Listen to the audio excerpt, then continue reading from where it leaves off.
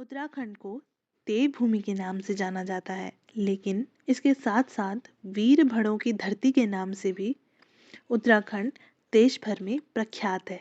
यहाँ के निर्भीक और बहादुर राजाओं की कहानियाँ पूरी दुनिया में मशहूर हैं।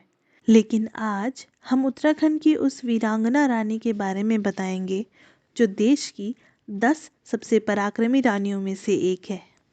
रानी कर्णावती पंवार वंश के राजा महिपत शाह की पत्नी, जिन्होंने 30,000 मुगल सैनिकों की नाक कटवा दी थी। 14 फरवरी 1628 में जब शाहजहां का राज्याभिषेक हुआ, तब उत्तराखंड के गढ़वाल क्षेत्र में राजा महिपत का शासन था, जहां भारत के बड़े बड़े राजा शाहजहां के आगे नतमस्तक हो गए। लेकिन स्वाभिमानी राजा महिपत शाह ने ऐसा करने से इनकार कर दिया।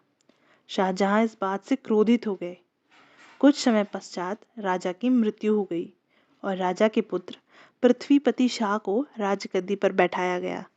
तब वे महज 7 वर्ष के थे, इसलिए राजकाज उनकी माता कर्णावती ने संभाला। मौका पाकर शाहजहां ने अपने सेनापति नजाबत खान को 30,000 घुड़सवार और पैदल सेना के साथ गढ़वाल पर आक्रमण करने के लिए भेज दिया। रानी कर्णावती ने सेना को सीमा में दाखिल होने दिया, परंतु जैसे ही वो लक्ष्मण झूला के पास पहुंचे, रानी कर्णावती की सेना ने उनका रास्ता दोनों ओर से बंद कर दिया। खाने पीने की किल्लत के कारण मुगल सेना की हालत पस्त हो गई और वो रानी से जीवन दान मांगने लगे। रानी कर्णावती ने कहा कि वह सबकी जान बख्श देंगी, लेकिन मुगल सैनिकों को अपनी नाक काटनी पड़ेगी।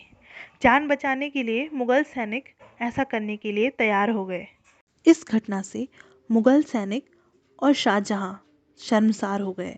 इसके बाद उसने अरीज खान और बादशाह औरंगजेब को गढ़वाल पर हमला करने के लिए भेजा, लेकिन दोनों ही असमर्थ रहे और इस प्रकार रानी कर्णावती का नाम नाक काटी रानी या नाक कटी रानी के नाम से प्रख्यात हो गया।